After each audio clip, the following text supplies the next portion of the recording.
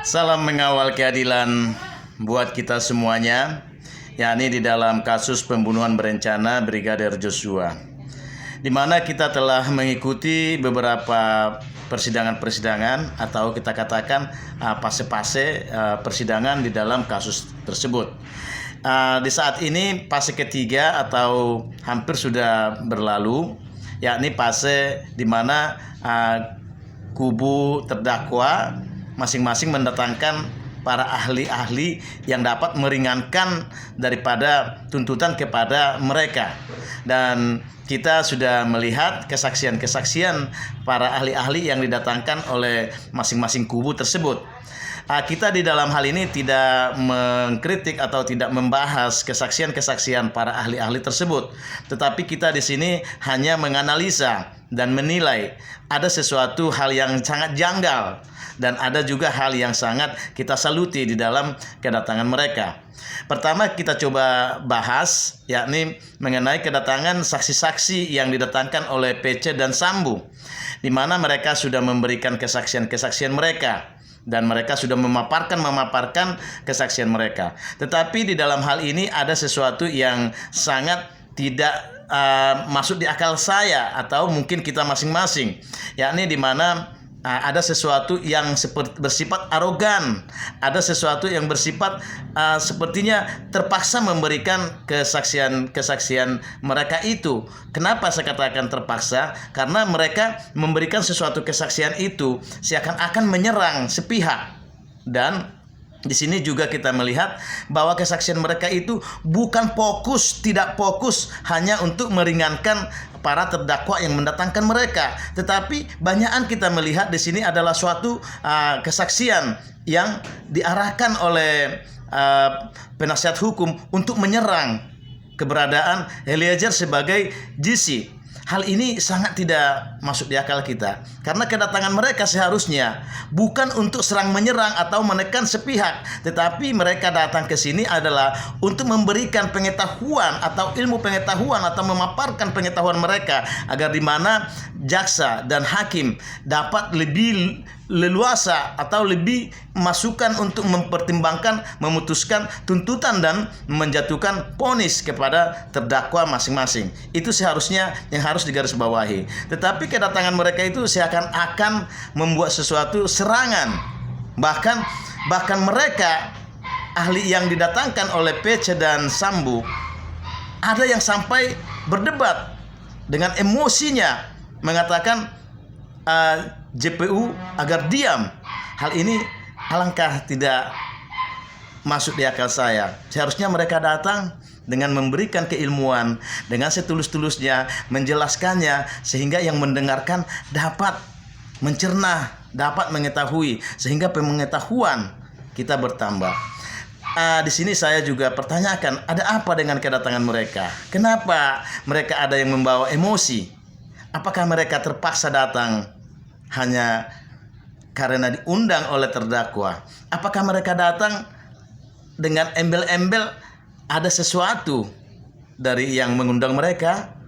Ini suatu hal yang jadi tumbuh di dalam pemikiran kita. Tetapi ada satu kubu yang kita lihat, yakni kubu yang didatangkan oleh pengacara Eliezer, yakni ada 4 saksi. Dalam keempat saksi ini masing-masing juga kita sudah mendengar kesaksian mereka. Dan saya pribadi melihat sungguh sangat luar biasa sekali. Mereka memberikan penjelasan yang sangat jelas. Mereka dengan tulus, mereka dengan sabar memaparkan apa yang mereka ketahui sesuai dengan kompetensi mereka masing-masing. Bahkan tidak ada sesuatu perdebatan. Bahkan saat ada pertanyaan-pertanyaan dari JPU, mereka menjelaskan dengan terang. Mereka dengan sabar memberikan penjelasan, sehingga sampai JPU juga dengan terdiam mencerna, dengan mempertimbangkan penjelasan-penjelasan bagi mereka itu. Alangkah kita lihat di dalam hal ini sangat bagusnya keempat saksi tersebut. Bahkan mereka juga datang dengan ketulusan hati tanpa bayaran. Ada juga di antara mereka yang mengatakan kedatangan mereka itu adalah sebagai pledeo artinya tanpa bayaran. Bahkan kita lihat seorang Romo yang sudah berumur 86 tahun dengan tulus datang, walau dengan terkapar-kapar.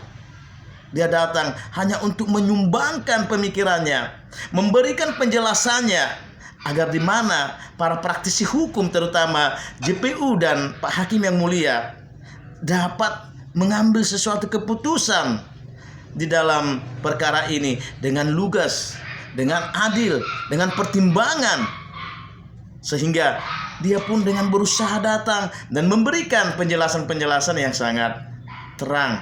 Alangkah kita bisa melihatnya seperti seorang mahasiswa yang memberikan pertanyaan kepada dosennya, dan di mana dosennya juga memberikan tanggapan atau pengetahuan dengan pemaparan-pemaparan yang jelas.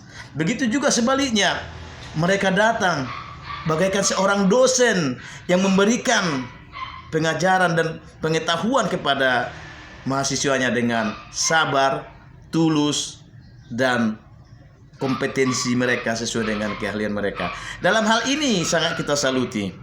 Semoga Pak Hakim yang mulia juga dapat mengetahui bahwa saksi mana yang pantas untuk dia pakai sebagai penimbang atau sebagai masukan untuk menimbangi dalam mengambil keputusan. Dan begitu juga JPU, semoga mereka dapat mengetahui bahwa saksi-saksi ahli yang mana yang pantas mereka dengar di dalam memberikan tuntutan atau dakwaan di dalam kasus ini. Saya yakin Pak Hakim yang mulia juga benar-benar bisa mencerna dan mengetahui pemaparan-pemaparan keempat saksi ini.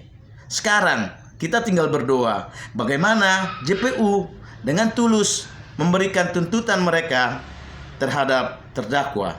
Dan begitu juga Pak Hakim yang mulia, agar di mana pemikiran yang mulia benar-benar dari yang kuasa diterangi, dan juga hati nuraninya benar-benar mengabdi kepada keadilan, sehingga vonis di dalam perkara ini benar-benar tegas dan benar-benar vonis itu kepada orang yang dipertimbangkan membuat suatu kesalahan fatal.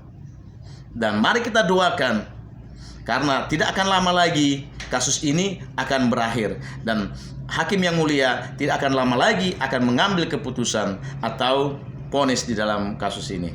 Salam dari kita semuanya. Mari kita dengan semangat mengawal keadilan dalam kasus ini.